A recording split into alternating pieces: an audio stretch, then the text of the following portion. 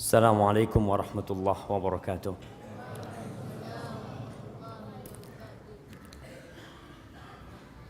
Alhamdulillahi rabbil alamin. Wa bihi nasta'inu ala umuri dunya wad din. Segala puji bagi Allah Jalla Jalaluh yang telah melimpahkan segala nikmatnya buat kita, yang dengannya kita meminta pertolongan dalam menghadapi semua urusan kita, baik itu urusan dunia atau urusan agama kita. Ana yakin semua di antara kita memiliki masalah yang dihadapi di rumahnya, di tempat kerjanya, di kantornya, di jalan, bahkan masalah dalam peribadatan dia. Kepada siapa kita meminta pertolongan? Hanya kepada Allah Azza wa Jalla. Dan Allah tidak pernah ingkar janji. Allah mengatakan ud'uni astajib lakum. Mintalah kalian kepadaku, pasti aku kabulkan. Tinggal sekarang mau enggak kita minta sama Allah SWT. Allahumma salli wa sallim wa zid wa barik wa an'im ala sayyidina wa maulana Muhammadin wa ala alihi wa ashabihi ajma'in. Ya Allah, semoga salawatmu, salam dan nikmatmu senantiasa Engkau limpahkan kepada hamba kekasihmu, untuk baginda Nabi kita Muhammad sallallahu alaihi wasallam, manusia terindah yang pernah Allah ciptakan, yang seharusnya menjadi panutan kita dalam segala urusan. Tapi sayang, banyak orang-orang yang mengaku Islam tapi tidak kenal dengan Nabiul Islam, baginda Nabi kita Muhammad alaihi salatu wassalam. Amma ba'd, ahibati fillah, sebuah malam yang mulia, malam Jumat, tanggal berapa? Tanggal 22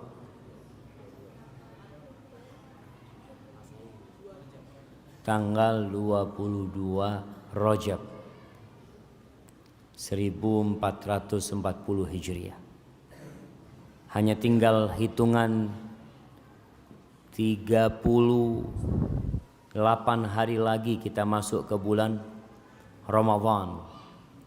Allahumma ballighna Ramadan. Apa yang antum persiapkan untuk menghadapi bulan Ramadan, jemaah? Kita akan masuk ke sebuah bulan, 8 hari lagi nih. Kita masuk ke sebuah bulan yang banyak di antara kita lalai. Sibuk dengan bulan Rajab dan sibuk dengan bulan Ramadan. Bulan Sya'ban dia abaikan. Sehingga Rasulullah sallallahu alaihi wasallam memperbanyak ibadah di bulan Sya'ban. Karena beribadah di waktu yang banyak orang lalai, itu akan mendapatkan perhatian khusus dari Allah Rabbul Alamin. Seorang sahabat Nabi bertanya ketika melihat alaihi salatu wassalam banyak berpuasa di bulan Sya'ban, "Kenapa ya Rasulullah alaihi salatu wassalam?" Qala dzaka syahrun yaghfalu anhu nas. Itu bulan yang banyak dilupakan sama orang. Baina Rajab wa Ramadan. Bulannya ini bulan kecepit. Letaknya di antara bulan Rajab yang merupakan salah satu bulan haram, dan di antara bulan Ramadan yang semuanya mengetahui keutamaan bulan Ramadan. Akhirnya Sya'ban dilalaikan sama dia. Nabi SAW mengatakan turfa'u fihil a'mal. Bulan Sya'ban itu bulan diangkatnya amal. Fa uhibbu an yurfa'a amali wa ana shaim. Aku ingin amalanku diangkat dalam kondisi aku berpuasa. Maka jangan lupa untuk mempersiapkan diri menghadapi bulan Sya'ban. Dan bulan depan juga ada acara pemilu. Masjid katanya nggak boleh buat kampanye. Memang ana tidak sedang berkampanye. Ana ingin mengingatkan agar antum berdoa memohon kepada Allah Subhanahu wa taala. Agar Allah kasihan sama kita. Agar Allah sayang sama kita sehingga memberikan kepada kita pemimpin yang baik. Pemimpin yang adil. Pemimpin yang mau taat dan patuh kepada Allah dan Rasulnya. Karena kita semua tahu Fir'aun berkuasa atas Nabi Musa alaihi salam dan Bani Israel. Namrud yang jelas-jelas zalim berkuasa atas Nabi Ibrahim alaihissalam, bahkan mereka membakar Nabi Ibrahim alaihissalam. Kekuasaan itu milik Allah Jalla Jalaluh. Kekuasaan itu milik Malikul Mulk. Dan Allah mengatakan qulillahumma malikal mulk tu'til mulka man tasha wa tanzi'ul mulka mimman tasha wa tu'izzu man tasha wa tudhillu man tasha biyadikal khair innaka ala kulli syai'in qadir. Katakan, Allahumma malikal mulk, engkaulah yang memiliki segala kepemilikan, engkaulah yang memiliki kekuasaan. Tu'til mulka man tasha, engkau berikan kekuasaan itu, kerajaan itu kepada siapa yang engkau kehendaki. Bukan siapa yang Allah cintai, bukan. Ketika orang jadi penguasa bukan berarti dia dicintai Allah Subhanahu wa taala. La, Fir'aun jadi penguasa. Siapa yang Allah kehendaki Allah jadikan penguasa. Dan Allah cabut kekuasaan itu dari siapa yang Allah kehendaki. Bukan berarti orang itu tidak disukai sama Allah Subhanahu wa taala. Antum tahu Nabi Sulaiman pernah kehilangan kerajaannya. Siapa yang duduk di kursi Nabi Sulaiman? Syaitan. Pernah itu terjadi. Maka tugas kita adalah minta sama Allah Azza wa Jalla. Allah menghinakan siapa yang Allah kehendaki. Allah memuliakan siapa yang Allah kehendaki. Lalu dalam doa itu kita mengatakan biyadikal khair innaka ala kulli syai'in qadir. Di tanganmu segala kebaikan ya Allah. Semua kebaikan ada di tanganmu.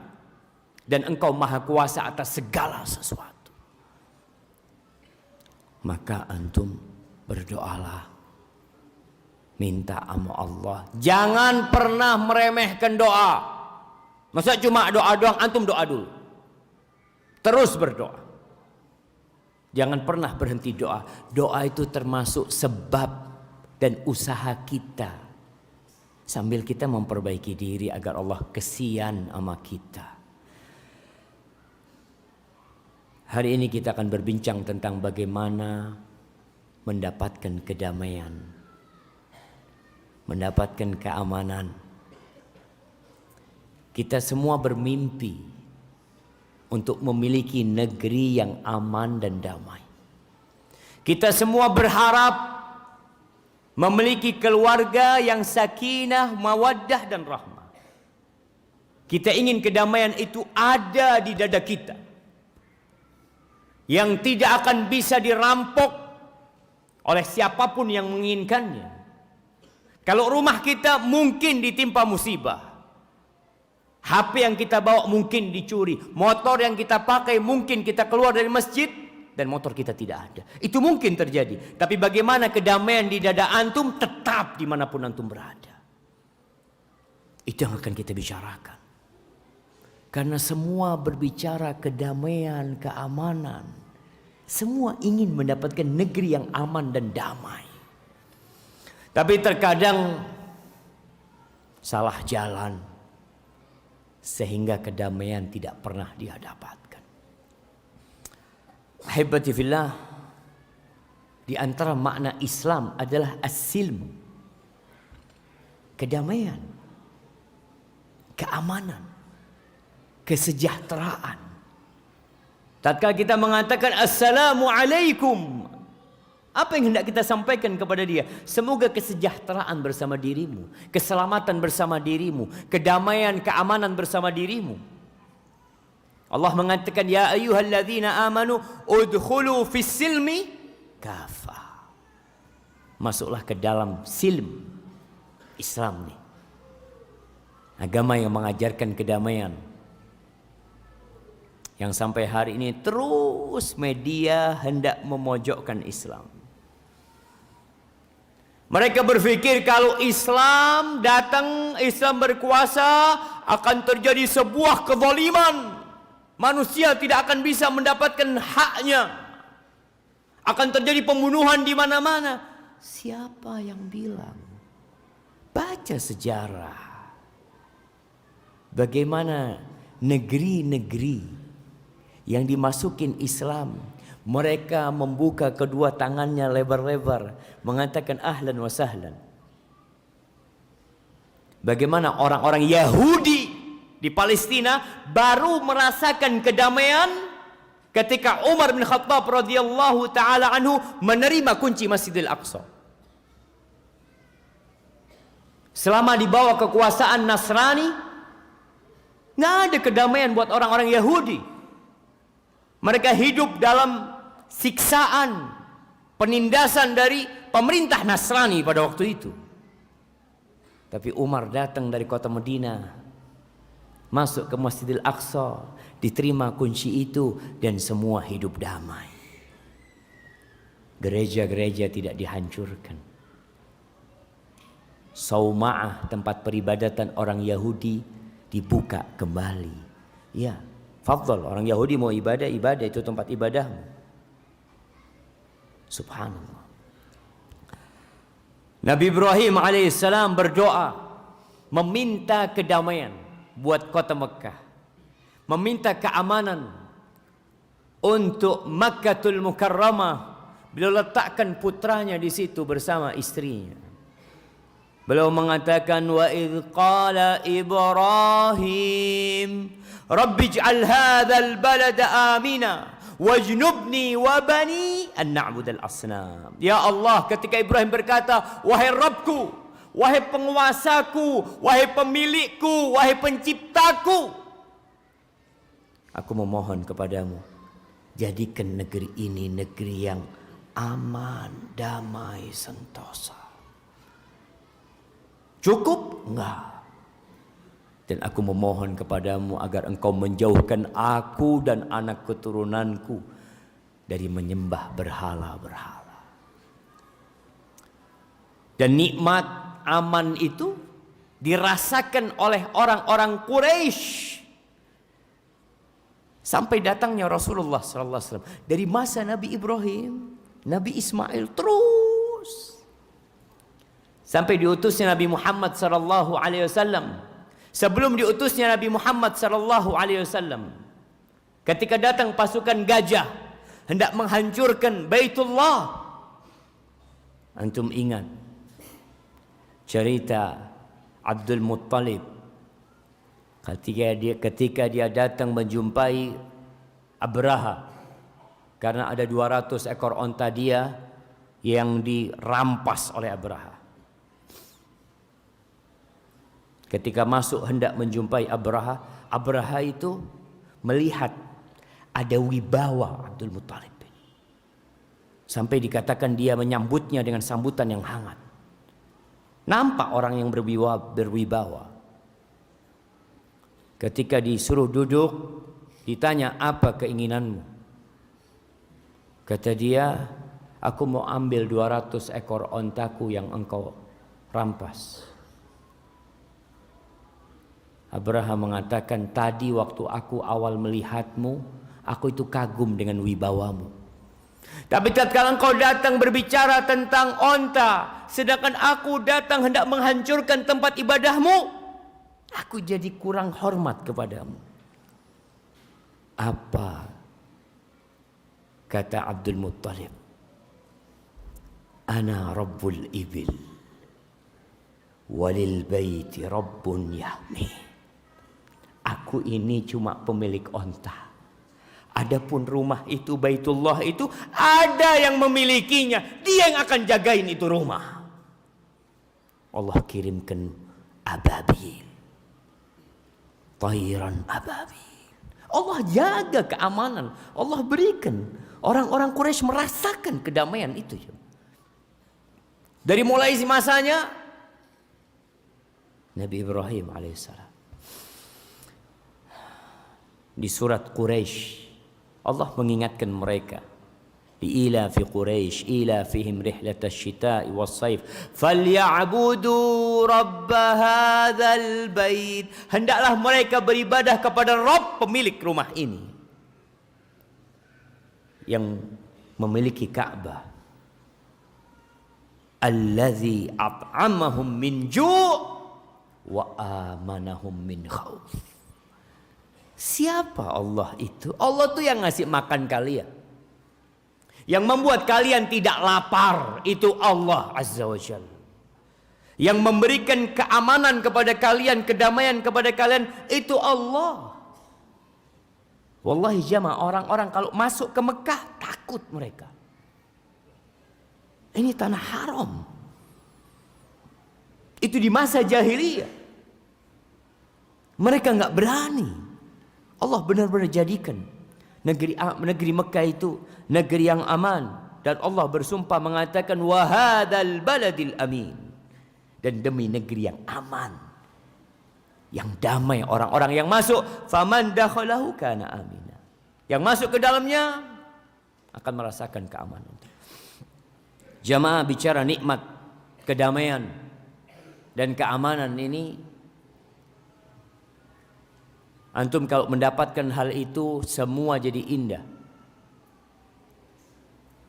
Rasulullah SAW ketika berbincang tentang 3 hal yang kalau engkau miliki, engkau seperti orang paling kaya di dunia. Afwan, bukan orang kaya di dunia, tapi seakan-akan semua nikmat dunia ini milikmu. Apa kata Nabi sallallahu alaihi wasallam? Man kana aminan fi sirbihi. Siapa yang merasa aman di tempat tinggalnya, damai dia di rumahnya, nggak takut sesuatu yang mengancam dia dan menerornya. Mu'afan fi jasadihi, sehat tubuhnya, nggak sakit dia. Indahu qutu yaumihi, dia memiliki makanan hari itu, bukan hari esok. Hari itu saja cukup. Dia punya 3 hal ini. Apa kata Nabi sallallahu alaihi wasallam? Faka'annama hizat lahud dunya bihadafiriha. Seakan-akan dunia dan isinya ini diantarkan kepada dia. Nih loh, ini nikmat dunia jemaah. Antum sekaya apapun, berapa sih yang antum makan? Antum kalau bisa atau antum memiliki cadangan duit untuk makan selama 10 tahun. Hari itu antum makan berapa? Ya untuk hari itu hanya sepiring. Jangan dikarenakan anak Ustaz, alhamdulillah duitnya sekarang ini 700 miliar Ustaz. Tapi makannya antum berapa piring sekarang? Ya tetap lah Ustaz. Apakah ketika duitnya 7 miliar makannya 7 piring? Enggak ada.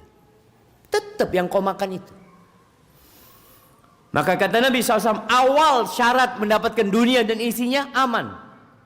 Kedamaian yang kau dapatkan di dirimu. Ahibati fillah, Apa syarat mendapatkan kedamaian?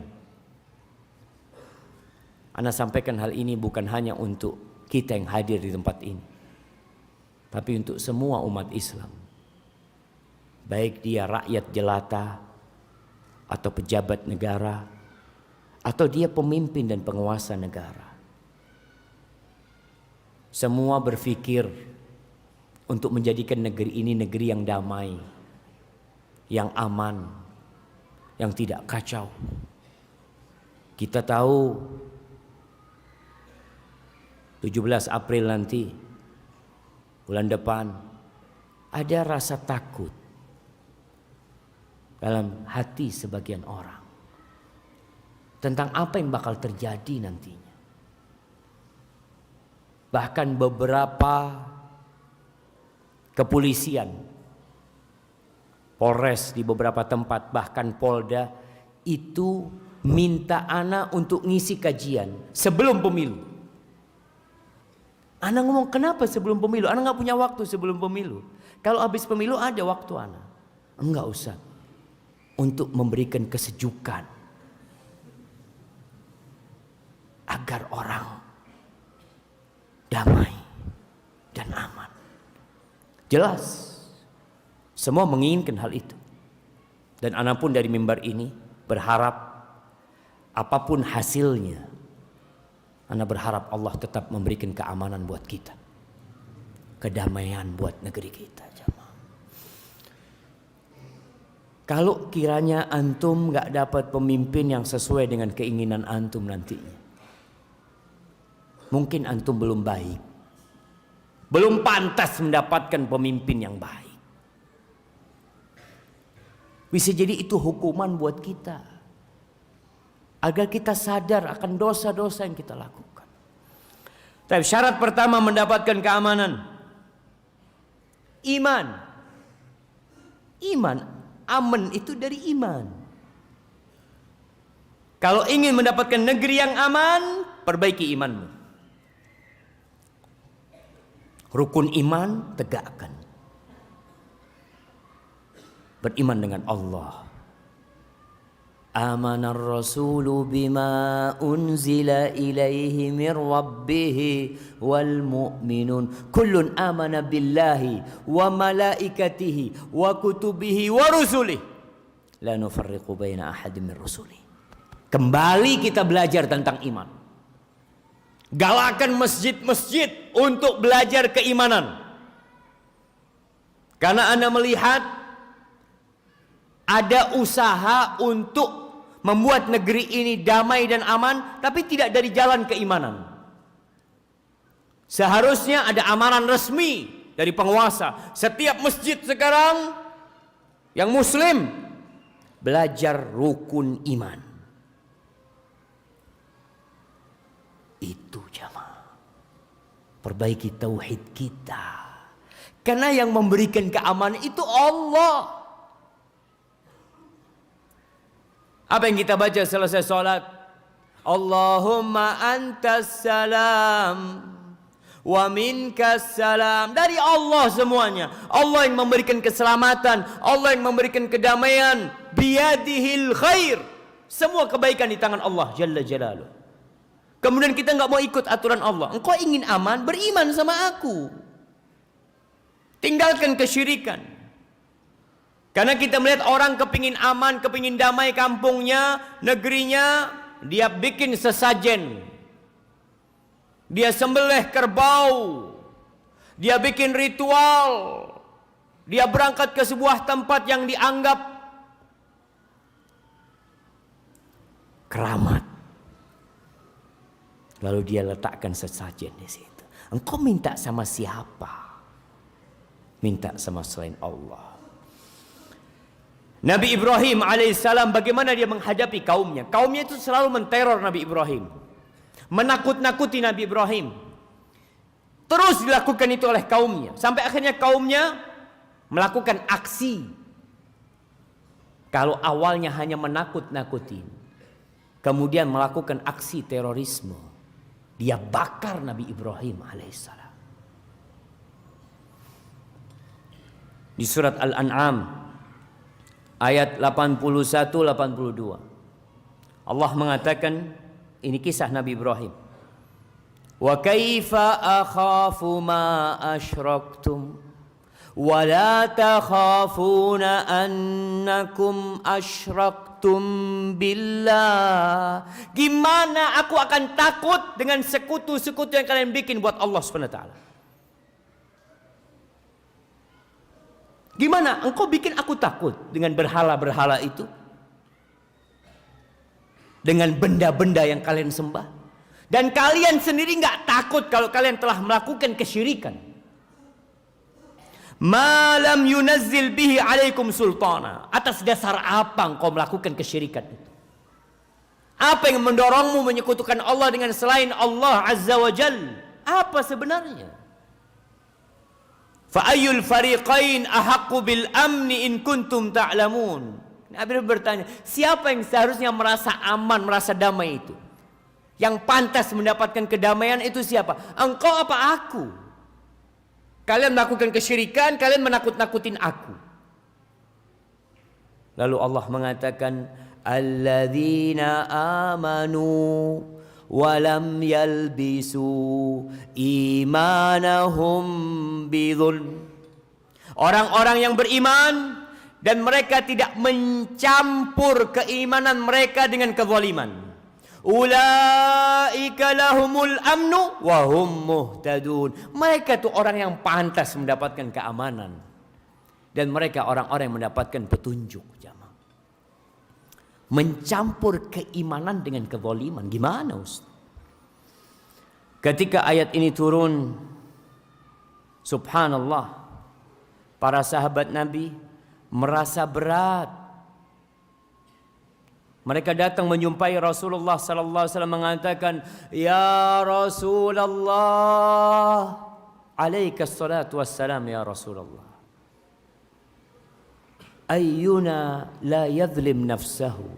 Siapa di antara kita yang tidak membolimi dirinya sendiri? Siapa? Semuanya melakukan dosa. Lalu kata Nabi SAW, laisa dzalika, bukan itu maksud kezaliman dalam ayat ini. Innama huwa syirk. Yang dimaksud dengan kezaliman dalam ayat ini adalah kesyirikan. Apa kalian tidak mendengar ucapan Luqman kepada putranya ketika mengatakan, ya bunayya la tusyrik billah inna syirka la zulmun azim. Luqman mengatakan, wahai ananda, janganlah engkau menyekutukan Allah, melakukan kesyirikan. Syirik itu kezaliman yang besar. Jadi kalau bicara kezaliman yang besar, syirik. Tapi ada kezaliman lainnya. Di antara makna kezaliman mengambil hak orang, tidak melakukan keadilan dalam hukum. Wallahi jamaah, kesyirikan ana melihat di negeri ini banyak merajalela. Kezaliman dari sisi mengambil hak orang lain jangan ditanya. Cukup penjara KPK sebagai bukti. Penjara-penjara di Bondowoso juga bukti. Banyaknya orang-orang yang melakukan kezaliman. Pernah diriwayatkan ada salah satu gubernur, Umar bin Abdul Aziz rahmatullah alaih. Dia datang menjumpai Umar bin Abdul Aziz mengatakan, murli bimalin abni bihi suran haulal Madinah uhassinahu biha atau uhassinuha biha. Tolong engkau berikan beberapa uang kepadaku. Aku ingin mengamankan, membikin kota ini jadi aman. Aku akan bikin benteng yang mengamankannya. Apa kata Umar bin Abdul Aziz? Hassinha bil adl. Engkau ingin aman, ingin damai negeri ini. Engkau pagari tidak dengan tembok, tapi dengan keadilan. Jadi jamaah, Allah memerintahkan kepada kita untuk berlaku adil walau ala anfusikum, walau yang jadi masalah dirimu nantinya. Ini bicara keadilan. Jadi kalau kita ingin mendapatkan keadilan, yang pertama beriman, tinggalkan kesyirikan, dan segala kezaliman tinggalkan. Sehingga negeri ini menjadi aman. Engkau pun di rumahmu, ketika engkau meninggalkan kesyirikan, meninggalkan segala ketergantungan kepada selain Allah Azza wa Jal, engkau akan aman. Kalian tahu jemaah, orang-orang yang menyembah berhala, yang tiap pagi itu bikin sesajen ditaruh di depan rumahnya, tiap hari dia melakukan kesyirikan karena memang dia musyrik. Kalau hari itu dia tidak meletakkan sesajen, hidup dia tidak aman, diganggu sama jin, ditakut-takutin oleh jin. Kalau dia berdagang, dagangannya nggak laku, akhirnya dia berpikir untuk melakukan kesyirikan. Engkau hidup dalam ketakutan. Ingat ketika Rasulullah SAW pulang dari perang Uhud. Pulang dari perang Uhud, 70 lebih sahabat meninggal dunia. Ana izin minum dulu jemaah. Bismillah.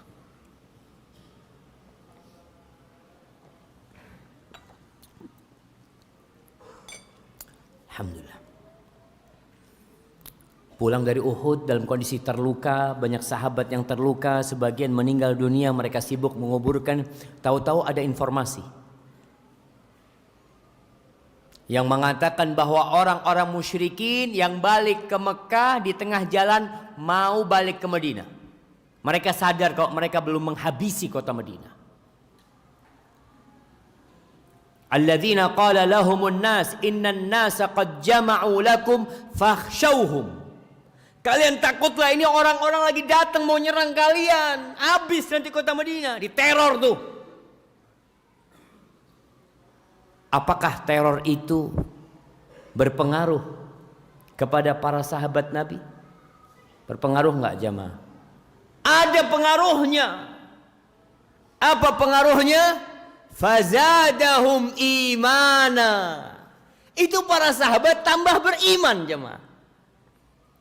Artinya teror itu tidak membuat mereka takut, mereka tambah beriman kepada Allah Azza wa Jal. Kami punya Allah yang bisa menyelesaikan segala-galanya. Faqalu hasbunallah wa ni'mal wakil. Mereka lalu mengatakan cukup Allah. Buat kita tuh cukup Allah. Mau cari siapa engkau? Mau minta pertolongan kepada siapa? Mau minta bantuan kepada siapa? Hasbunallah wa ni'mal wakil. Selesai urusannya jemaah. Ketika ada iman, engkau tidak akan bingung besok makan apa. Engkau merasa aman. Antum bisa lihat, semakin tinggi tingkat keimanan, semakin berani bersedekah. Bagaimana Abu Bakar Siddiq radhiyallahu taala anhu, imannya Abu Bakar beda dengan imannya Umar bin Khattab radhiyallahu anhu. Ketika pada suatu hari Umar bin Khattab lagi punya uang banyak, dalam hati kecil dia berpikir, hari ini aku akan kalahkan Abu Bakar dalam urusan sedekah. Karena nggak pernah menang sama Abu Bakar. Hari ini, jadi kalau mau berlomba jangan lomba lari antum, lomba sedekah. Bikin lomba sedekah. Temannya berapa sedekah? 1 juta, ana 10 juta. Bulan berapa? 10 juta, ana 12 juta. Wa fi dzalika falyatanafasil mutanafisun. Itu tempat berlomba dan bersaing. Subhanallah. Umar datang bawa fulusnya kepada Nabi SAW. Lalu Nabi bertanya kepada Umar bin Khattab radhiyallahu anhu, "Madza tarakta li ahlika?" Apa yang engkau tinggalkan buat keluargamu? Mislahu ya Rasulullah, sama dengan ini. Artinya separuhnya yang dia bawa. Duduklah Umar menunggu kedatangan Abu Bakar Siddiq radhiyallahu ta'ala. Berapa yang dibawa Abu Bakar? Datang Abu Bakar, dibawa tuh fulusnya, diserahkan. Lalu Nabi bertanya kepada Abu Bakar, "Madza tarakta li ahlika?" Apa yang engkau tinggalkan buat keluargamu? Lebih baik dari itu. Apa yang kau tinggalkan buat keluargamu wahai Abu Bakar? Allah wa Rasulah. Aku tinggalkan buat keluargaku Allah dan Rasul. Selesai ya sudah jamaah. Kata Umar, nggak bisa anak. Sampai sini anak nggak bisa. Imannya nggak nyampe jamaah. Abu Bakar imannya kalau ditimbang oleh seluruh umat, imannya Abu Bakar ditaruh di satu daun timbangan, imannya umat ditaruh timbangan, imannya Abu Bakar lebih berat. Maka semakin antum beriman, semakin bersih dari segala ketergantungan kepada selain Allah, semakin antum damai hidupnya. Pernahkah Rasul sallallahu alaihi wasallam bingung dengan apa yang dia makan? Datang ke rumahnya, tanya sama istrinya, ada yang bisa dimakan? Nggak ada kecuali air. Kalau gitu aku puasa hari ini. Santai. Antum kalau ngomong gitu sama istrinya, mari Pak Tepak. Bahasa kita ngakan apa ini? Istri-istri Nabi nggak ada yang bingung. Suaminya mengatakan hari ini puasa, mereka berpuasa. Iman bikin negeri ini beriman, akan damai, nggak akan bingung harga BBM naik, nggak akan bingung harga tempe naik, harga beras naik. Kalau tidak ada beras di Indonesia, mereka akan tetap mengatakan Alhamdulillahi Rabbil Alamin, karena mereka punya iman. Dunia dan isinya ini apa sih yang kau bingungkan? Rebutan kekuasaan, rebutan jabatan, apa yang kau cari? Rebutan surga, rebutan derajat yang tinggi, itu iman. Sampai kadang-kadang anak berpikir dalam hati kecil, urusan pemilihan umum ini jamaah, kenapa kok gantian aja jadi pemimpin?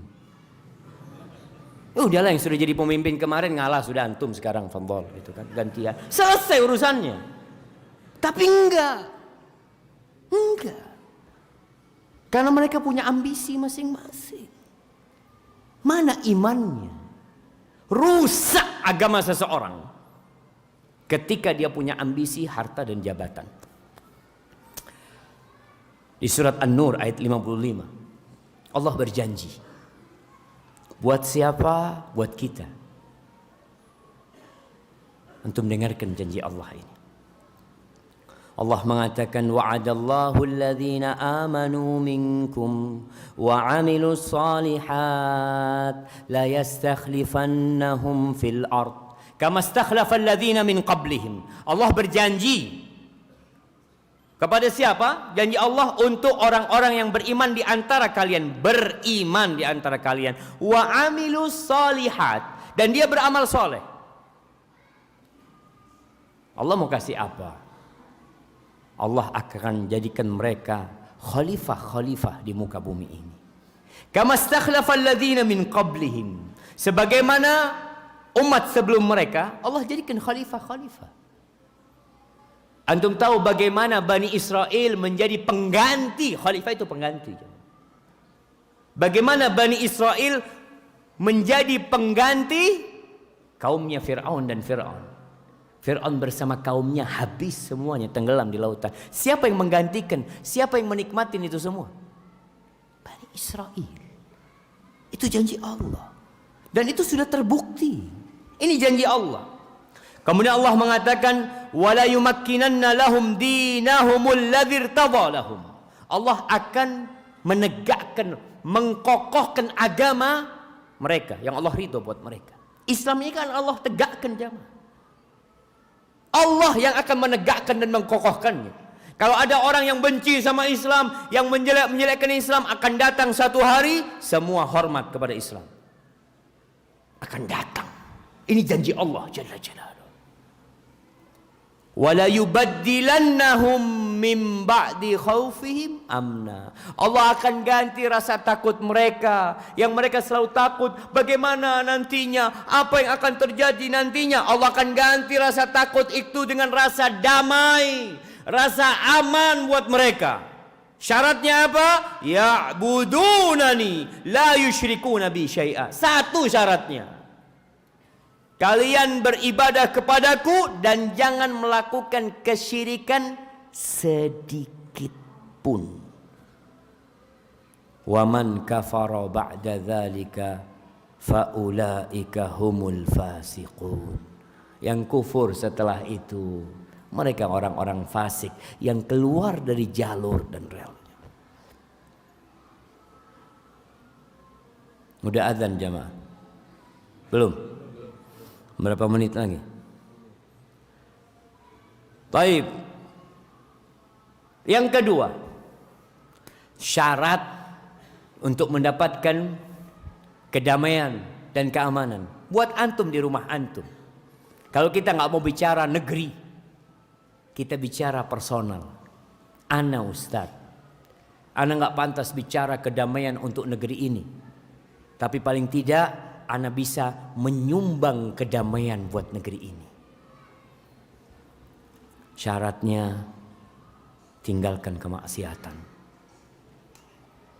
Tinggalkan kemaksiatan. Tinggalkan dosa. Rasulullah sallallahu alaihi wasallam ketika ditanya oleh seorang sahabat Nabi tentang albir wal ithim, tentang amal kebajikan dan tentang dosa, apa jawab Nabi alaihi salatu wasallam? Albirru husnul khuluq.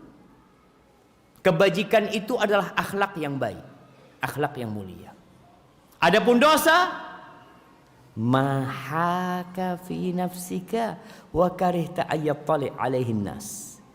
Dosa itu sesuatu yang enggak nyaman di hatimu, yang bikin engkau gerundel di hatimu dan engkau enggak ingin orang lain ngelihat, engkau enggak ingin orang lain tahu itu dosa.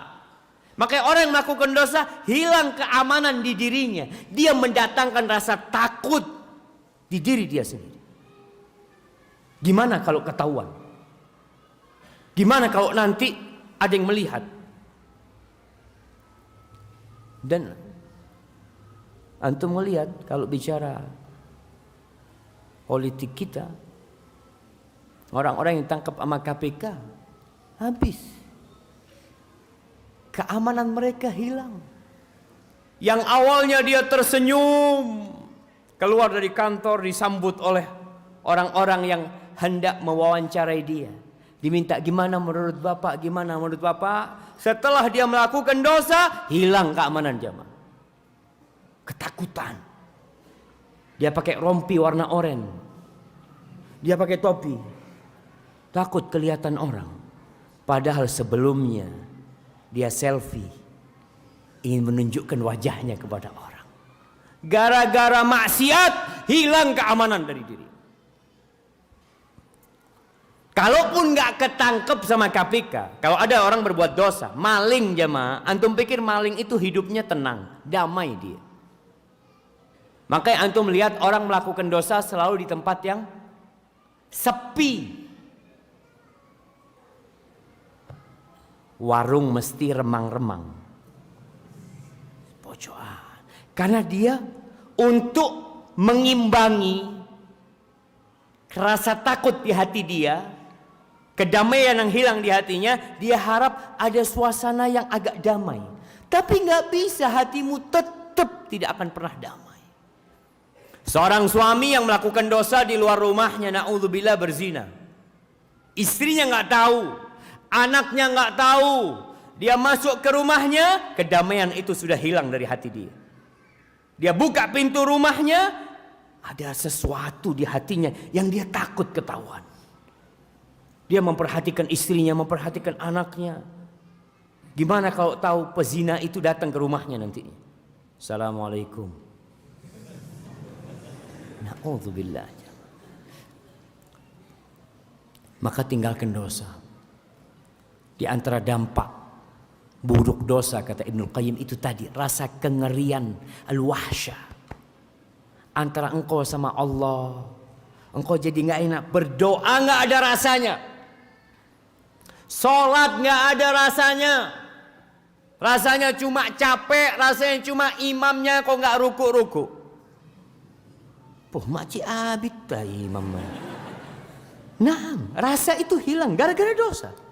Tapi coba antum tinggalkan dosa. Wallah antum masuk ke masjid, imamnya sudah takbir, ya Allah kok telat anak hari ini ya Allah. Sedih antum.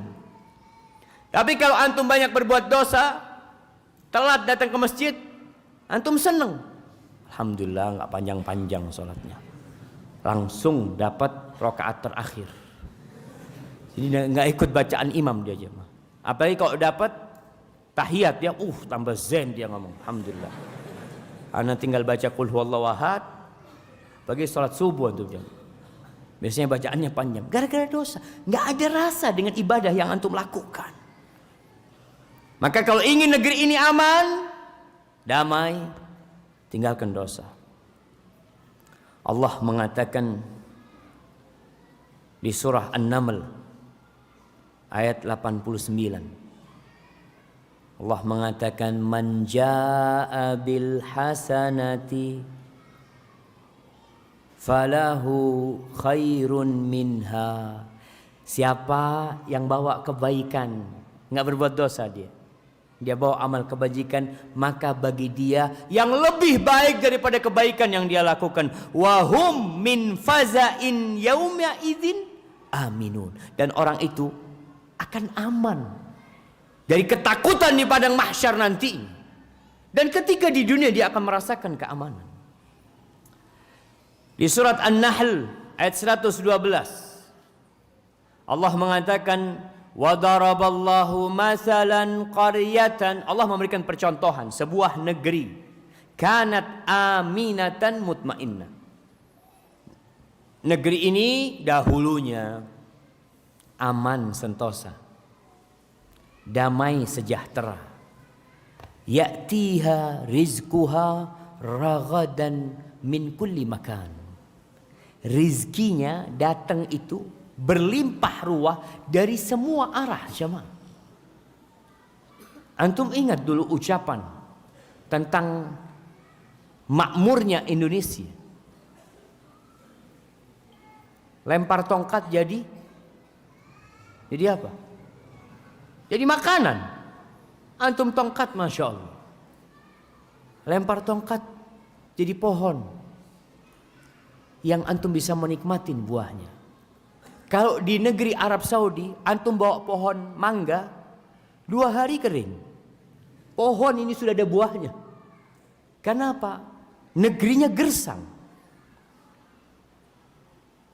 Tapi di Mekah, makanan itu datang dari semua arah, jemaah.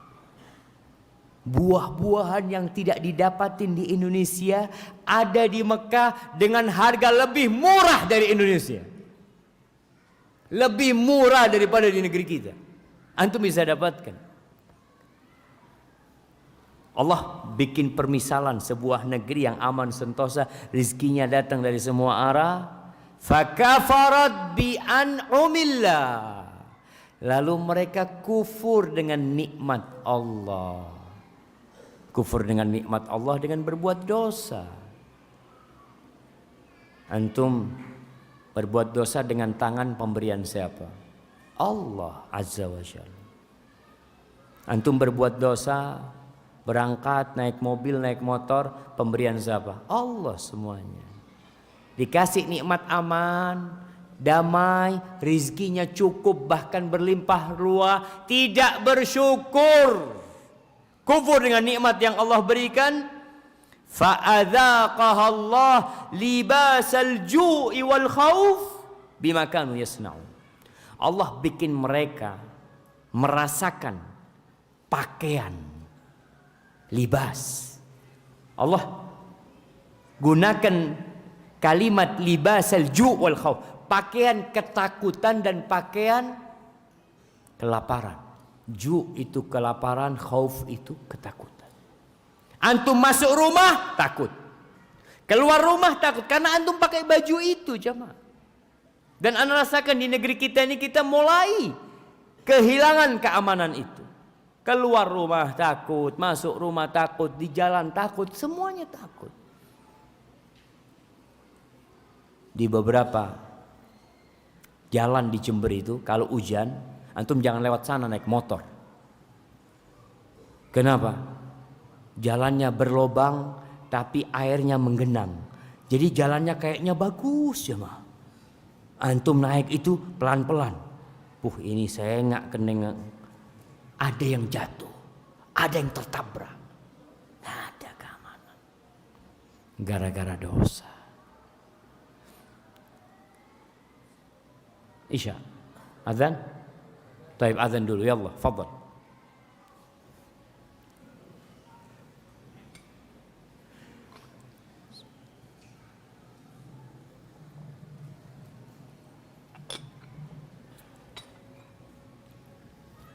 Allahu Akbar, Allahu Akbar, Allahu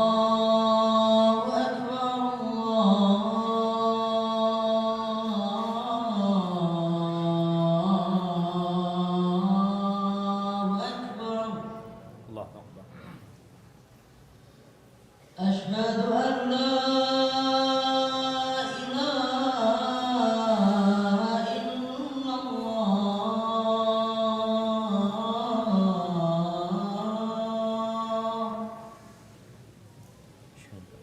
Asyhadu an la ilaha illallah.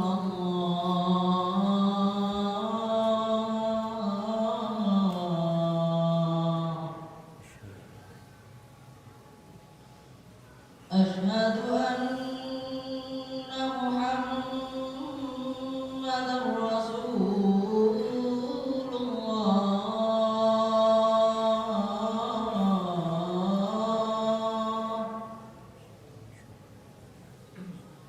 Asyhadu anna Muhammadar Rasulullah.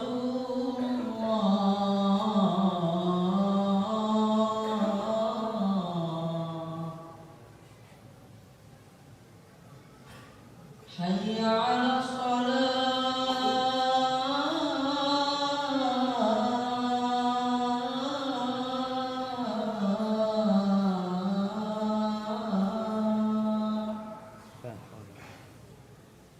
Hayya 'alas shalah.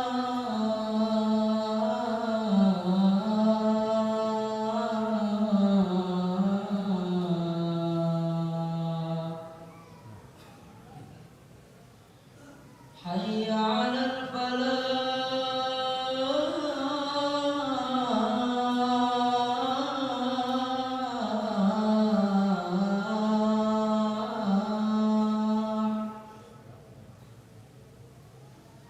Hayya 'alal falah.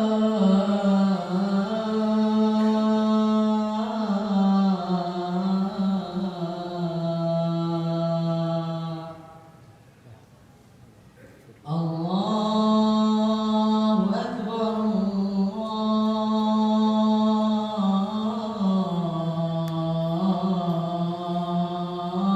Allahu Akbar. La ilaha illallah.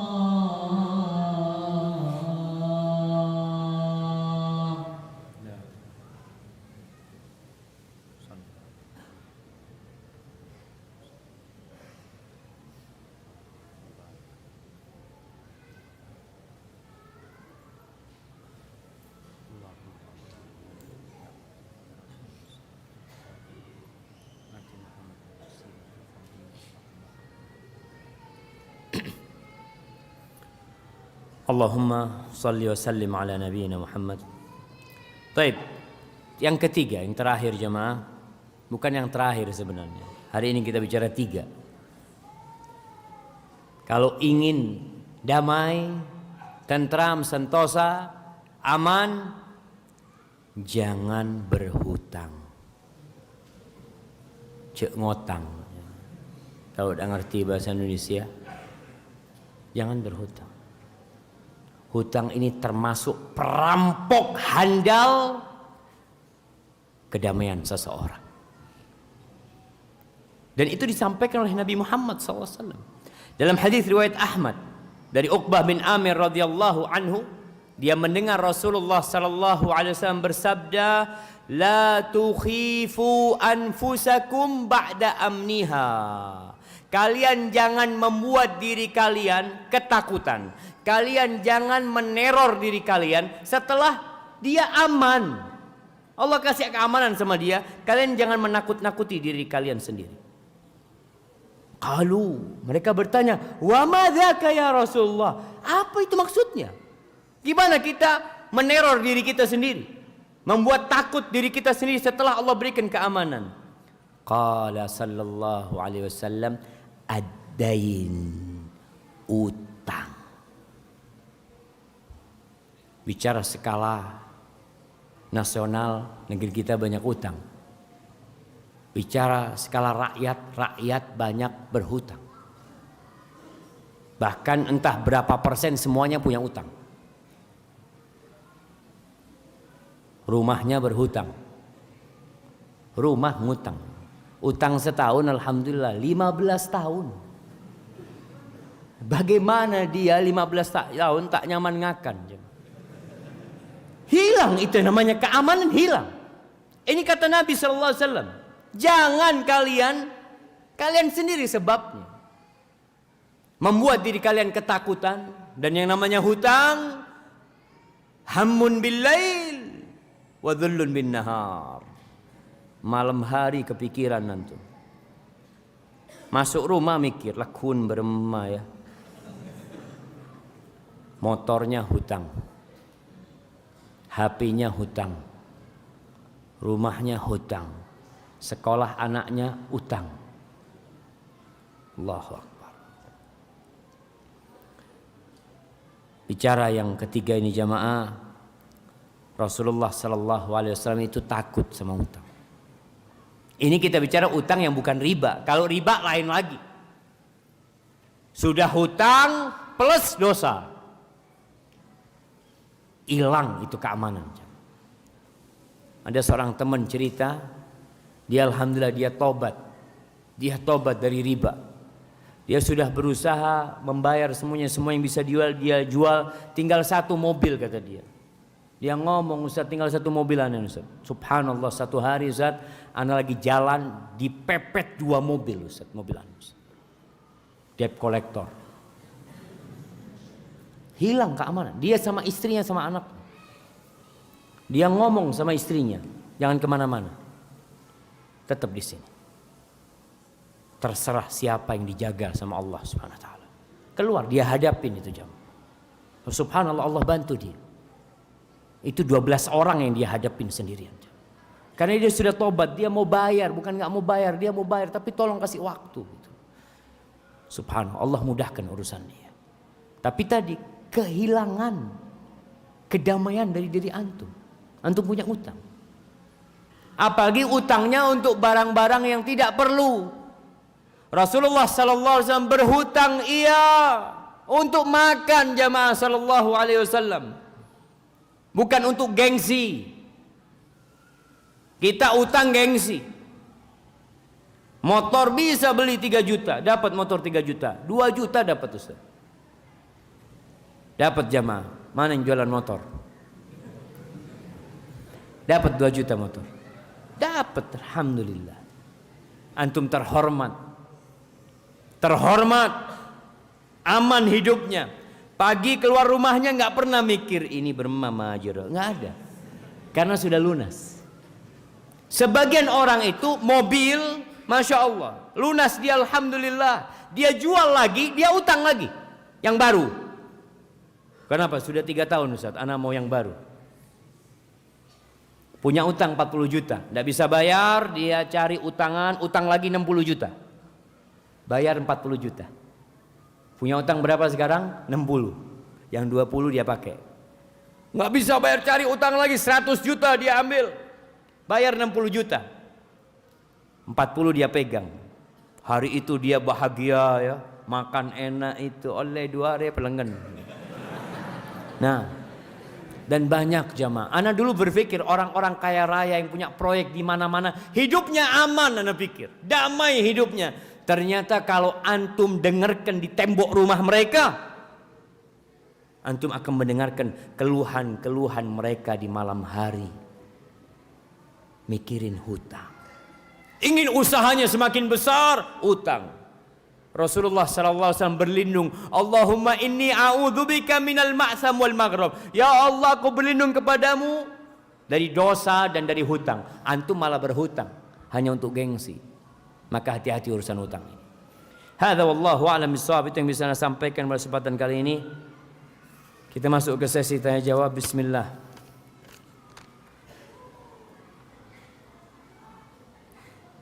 Afwan Ustaz, ana mau bertanya. Ana sudah melamar akhwat. Ini dalam rangka mencari kedamaian. Dan alhamdulillah orang tuanya sudah menerima dan merestuinya. Tapi 3 hari setelah itu ada ikhwan lain yang datang ke rumah akhwat itu juga untuk melamar. Padahal ikhwan tersebut sudah tahu bahwa sudah ana terlebih dahulu yang datang ke sana dan sudah dapat restu. Apa yang harus ana lakukan Ustaz? Dan hukumnya bagaimana? Ini mulai kehilangan kedamaian. Nah, yang pertama kita tahu al-Islam man salimal muslimun, al-muslim man salimal muslimun min lisanihi wa yadihi. Yang disebut orang muslim itu yang orang lain selamat dari gangguan dia. Orang lain itu merasa aman dari dia, dari lisannya, dari tangannya. Nggak boleh sebenarnya melamar perempuan yang sudah dilamar. Nggak boleh. Ini termasuk bentuk kezaliman.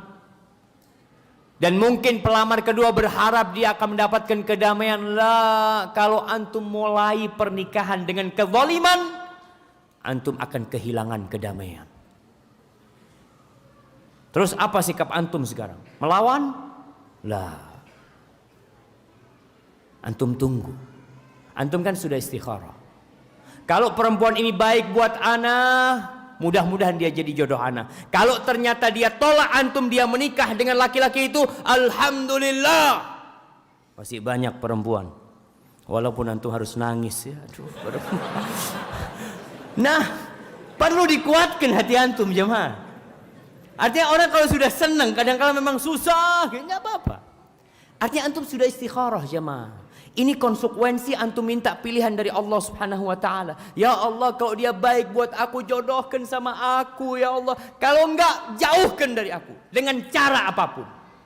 Dan alhamdulillah, kalau ternyata perempuan itu menerima laki-laki itu, antum tahu karakter keluarganya, antum tahu karakter tuh perempuan enggak pantas untuk jadi ibu buat anak-anak antum. Selesai jemaah. Ya, menghibur hati dengan ya. Apa boleh kita mendoakan seseorang akan menjadi jodoh kita? Antum doa minta apa saja. Silahkan. Jangan minta jodoh. Cuma antum harus tahu kriteria pasangan hidupnya. Sebelum antum minta dia jadi jodoh antum, takut Allah berikan dia jadi jodoh antum, ternyata antum susah hidup sama dia. Karena antum hanya melihat kecantikan dia. Sehingga antum berdoa, ya Allah mudah-mudahan dia jadi jodohku. Berapa banyak orang yang menikah dengan perempuan-perempuan cantik, hidupnya bak neraka.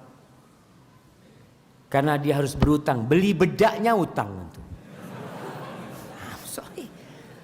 Makanya kalau antum ingin berdoa minta sama Allah, antum lihat, ya Allah, makanya minta. Kalau antum kan nggak tahu sama dia baik atau tidak.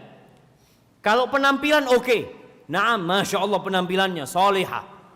Tapi di balik jilbabnya, di balik kerudungnya, di balik senyumnya, wallahu a'lam, antum nggak tahu. Mungkin dia matre, nggak tahu antum. Maka antum mohon sama Allah, ya Allah kalau dia baik buat aku jadikan jodohku ya Allah. Tapi kalau sudah jatuh cinta sulit jemaah. Doanya itu mau minta, ya Allah kalau dia baik, enggak, ya Allah jadikan dia jodohku ya Allah. Itu doanya. Antum minta yang terbaik.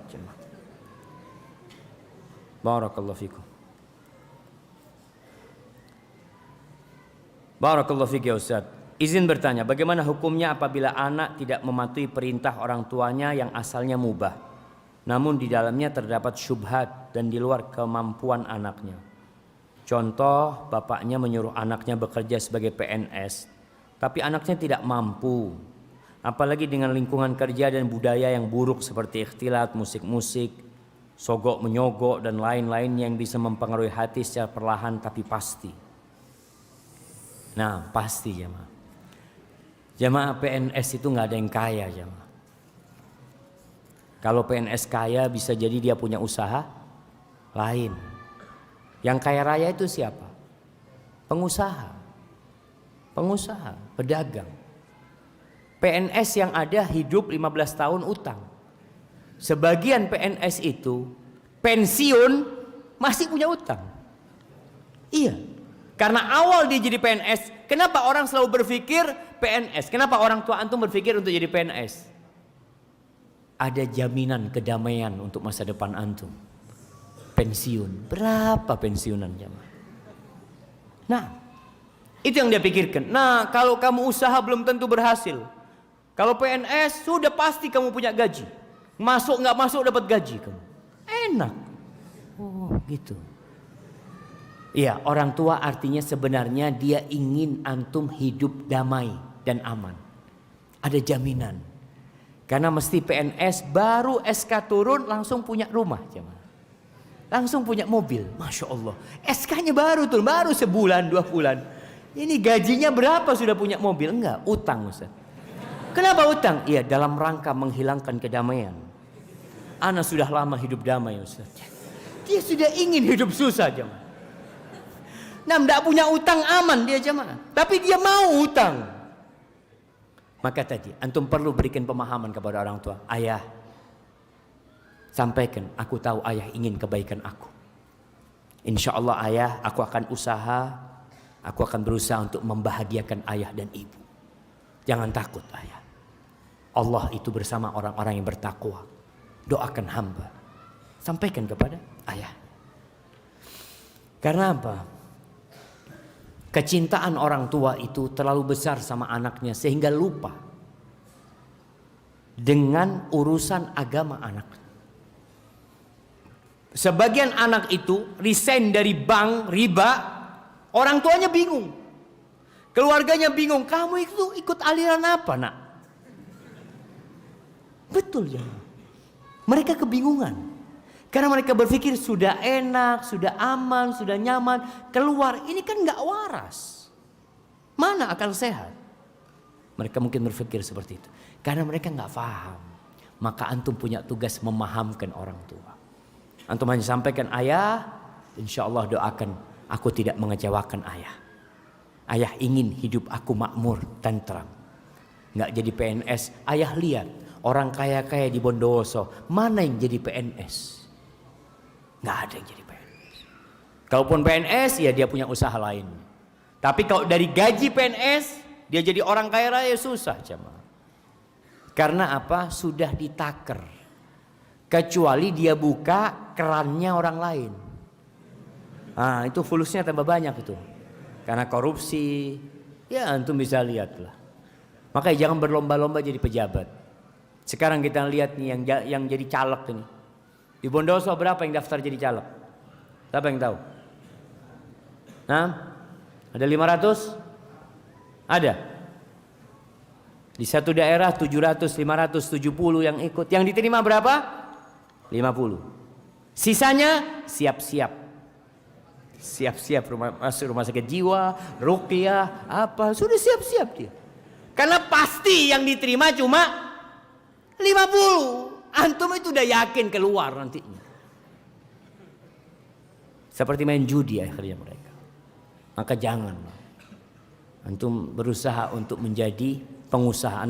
Nasihat ana untuk jadi pengusaha. Insya Allah semoga diberkahi oleh Allah Subhanahu Wa Taala.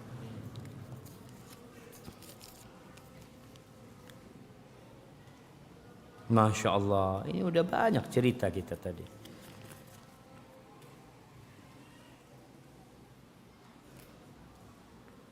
Nah, Assalamualaikum warahmatullahi wabarakatuh. Ustaz mau tanya, apakah hewan yang ada di lautan halal semua Ustaz? Nah, semua yang di lautan itu halal. Baik bangkainya atau yang hidup kemudian dimatikan. Ada khilaf di antara para ulama beberapa binatang laut. Seperti buaya. Dalam mazhab Syafi'i, semua yang di air itu halal kecuali buaya sama kodok. Juga ada yang mengatakan saraton, kepiting. Nah, dalam mazhab Syafi'i seperti itu. Makanya kalau antum dulu ingat orang-orang mengatakan rajungan itu haram ya, nggak boleh. Memang ada dalam mazhab Syafi'i. Tapi pendapat yang lebih kuat adalah semua yang di lautan itu halal sampai yang buas. Seperti buayanya. Buaya itu binatang air apa binatang amfibi? Binatang air. Dia cuma keluar ke daratan sebentar, bertelur, ngejar mangsa terus masuk ke air lagi. Dia nggak bisa hidup di daratan. Yang haram buaya darat. Nggak boleh. Buaya darat haram. Itu sepakat para ulama untuk yang itu jamaah. Tapi kalau untuk buaya memang ada khilaf di antara para ulama. Cuma anda melihat antara dua dalil. Sebagian menguatkan dalil semua yang bertaring dari binatang buas itu haram. Tapi ada hadis lain yang mengatakan tentang air ini. Huwa tahuru ma'uhu al-hillu mayyitatuhu. Air ini Masya Allah suci airnya, bangkainya halal semuanya. Ikan hiu buas, bahkan menyerang manusia kadangkala. Ada paus juga yang jahat, halal semuanya. Ada juga yang mengharamkan ular laut. Tapi pendapat yang lebih kuat insya Allah semua binatang yang hidup di air, yang tidak bisa hidup kecuali di air, dia halal insya Allah. Barakallahu fikum. Masya Allah. Bagaimana hukumnya bagi orang-orang yang suka menggibai penguasa pemerintah dengan berita-berita hoax dan fitnah? Enggak boleh ya, antum jangan menfitnah, ghibah aja. Jadi kalau kita bicara memang pemimpin kita ini sekarang, kalau kita lihat ada pemimpin, ada calon pemimpin. Ketika bicara calon pemimpin yang rakyat disuruh milih, maka harus ada informasi yang cukup buat rakyat tentang siapa yang dia pilih. Informasi harus cukup. Yang mungkin informasi itu menceritakan kejelekan pemimpin atau calon, afwan, bukan pemimpin, calon. Dia masih calon. Karena sistemnya kita di Indonesia demokrasi dan kita tahu bukan dari Islam. Hanya saja apa yang harus dilakukan sekarang dengan sistem yang ada, ya sudah pilih. Kalau harus memilih, pilih. Pilih yang terbaik. Anak kurang informasi, Ustaz. Anak kepingin tahu gimana fulan, cari tahu tentang fulan. Kalau antum nggak tahu, anak nggak tahu zat fulan sama fulan, ya nggak usah milih. Ada apa antum milih kucing dalam karung? Antum tahu sama fulan? Nggak tahu. Fulan nggak tahu, ya sudah ahsan antum makan di rumah. Kalau antum tidak tahu, karena urusannya milih. Memilih itu kan orang yang pantas dipilih, mana? Kalau antum nggak tahu nggak usah milih. Tapi kalau antum tahu ada yang pantas dipilih, ada seorang yang ngasih tahu, fulan kayaknya baik, antum pilih dia. Terus kalau bicara tadi menceritakan kejelekan-kejelekan pemimpin, menyebarkan hoax, nggak boleh jamaah. Ma yalfidhu min qaulin illa ladaihi raqibun atid. Tidak ada satupun yang keluar dari lisan antum melainkan ada malaikat yang mencatat. Ada dicatat. Dan kebanyakan orang masuk neraka itu gara-gara lisannya. Assalamualaikum warahmatullahi wabarakatuh.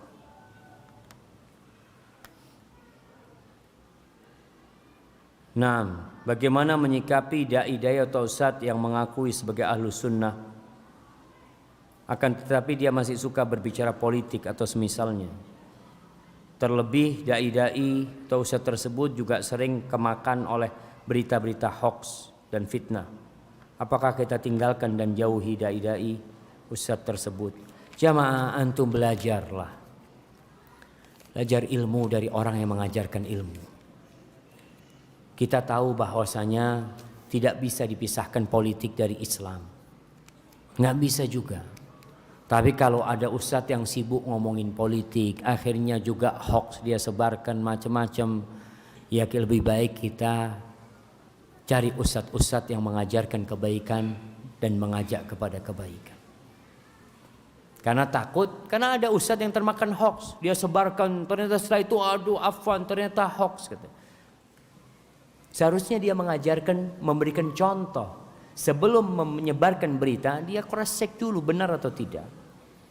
Itu penting. Tapi intinya tatkala kita belajar memang kita harus milih ustaz. Dan kalau ada ustaz yang salah dalam satu hal, dalam satu perkara dia salah, tapi dia adalah ahlus sunnah wal jamaah, maka jangan karena kesalahan itu kemudian dia dikeluarkan dari ahlus sunnah wal jamaah. Semua melakukan kesalahan. Cari uzur kenapa dia melakukan itu.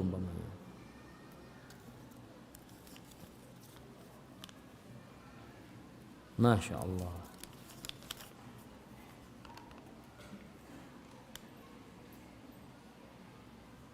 Bagaimana kalau kita berpuasa, setelah itu ada teman yang gak puasa?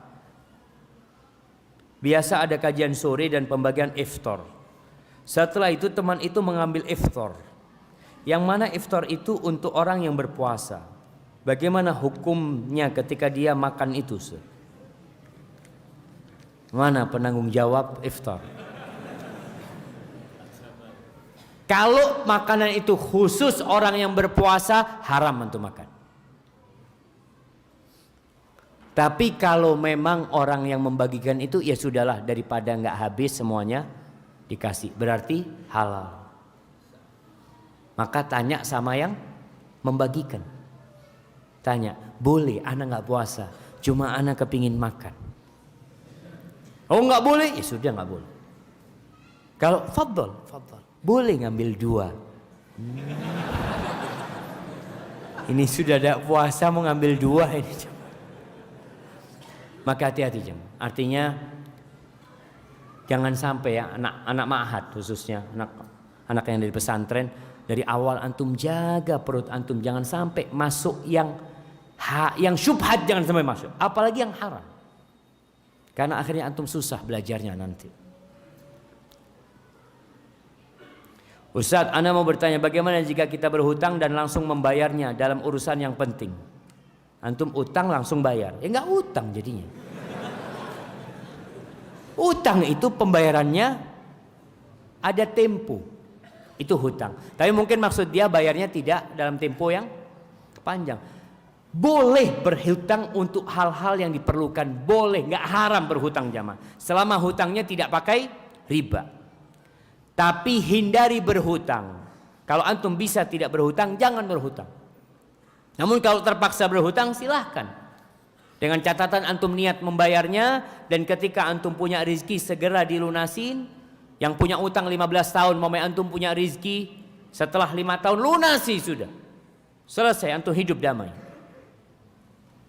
Maka berhutang itu diperbolehkan. Hanya sebagian ulama tadi memberikan arahan, kalau nggak perlu jangan berhutang. Bahkan sebagian memakruhkan karena hutang itu membawa kepada dosa. Engkau bisa berdusta, bisa ingkar janji. Ustaz, ana mau bertanya, bagaimana mencari jodoh yang baik atau wanita yang baik, yang agamanya baik? Antum jangan melihat kepada penampilannya saja.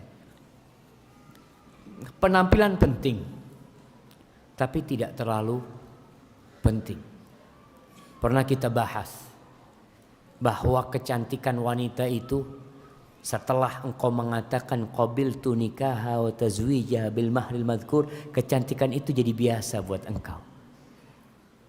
Dulu kenapa dia cantik? Karena engkau jarang melihatnya. Setelah benar ternyata biasa-biasa saja.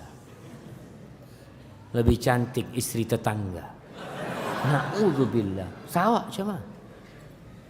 Itu syaitan itu. Makanya antum agamanya yang baik, akhlaknya mulia. Bagaimana caranya? Nggak perlu antum ngobrol sama tuh perempuan, nggak perlu. Karena sebagian orang mengatakan, Ustaz bagaimana akan mengenal itu perempuan kalau anda tidak pernah PDKT sama dia?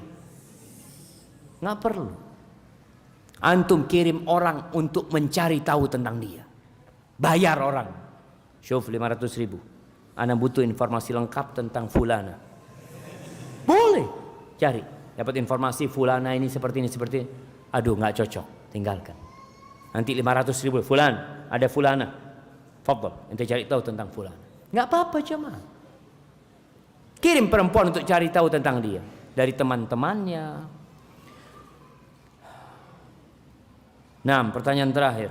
Ustaz, saya mau tanya bagaimana cara mengembalikan kedamaian di keluarga?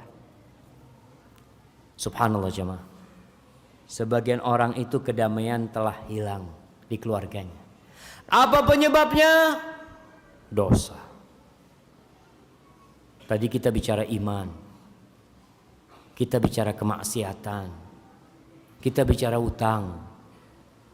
Kadangkala itu penyebab hilangnya kedamaian. Ketika engkau merasakan kedamaian di dalam rumah tanggamu mulai hilang, langkah pertama istighfar dan tobat. Istighfar, tobat. Ada yang kau lakukan, mungkin istrimu yang melakukan. Ajak istrimu untuk bertobat. Kau katakan, adik kayaknya kita mulai berbenah diri. Ya sudah, banyakin sholat malam. Banyakin baca Al-Quranul Karim. Banyakin zikir. Ala bizikrillahi tatmainnul qulub. Antum bisa lihat. Ketika pagi hari suami pegang buku zikir pagi dan sore. Istri pegang buku zikir pagi dan sore. Damai rumah itu. Suami sebelum pulang ngomong sama istrinya. Dek, jangan lupa sholat duhanya ya. Allahu Akbar. Kedamaian itu sedikit demi sedikit akan balik. Semakin engkau dekat sama Allah, semakin kedamaian itu turun. Tapi kalau ternyata hilang Ustaz nggak bisa, oh memang mungkin kau harus berpisah dengan istrimu. Ganti istri. Boleh jemaah. Allah mengatakan wa in aradtum istibdala zaujin makana zauj. Kalau kalian ingin mengganti istri, diganti istrinya dengan istri yang lain boleh. Ketika antum melihat kayaknya nggak mungkin dilanjutkan, istri nggak mau diajak bertobat, istri nggak mau diajak mendekatkan diri kepada Allah. Itu kalau dari pihak istri. Sama kalau dari pihak suami. Ustaz, suami selingkuh, naudzubillah. Suami berzina. Akhirnya membawa kekacauan dalam rumah tangga. Anda berusaha memperbaiki dan tidak mau diperbaiki, gugat cerai. Istri nggak sholat, kita tahu. Meninggalkan sholat ini jamaah lebih parah daripada berzina dosa. Punya istri nggak sholat, jangan lama-lama nanti. Perbaiki suaminya, perbaiki istrinya, atau perbaiki suaminya kalau tidak sholat. Perbaiki pelan-pelan. Semoga kedamaian itu datang kembali dan berdoa memohon kepada Allah agar Allah memberikan kedamaian. Hadza wallahu a'lam bishawab. Itu yang bisa Anda sampaikan pada kesempatan kali ini. Apabila benar itu dari Allah Azza wa Jal, kalau ada yang salah dan kurang berkenan dari diri Anda pribadi, Allah dan Rasul yang terbebaskan dari kesalahan itu. Subhanakallahumma wa bihamdika asyhadu an la ilaha illa anta astaghfiruka wa atubu ilaik.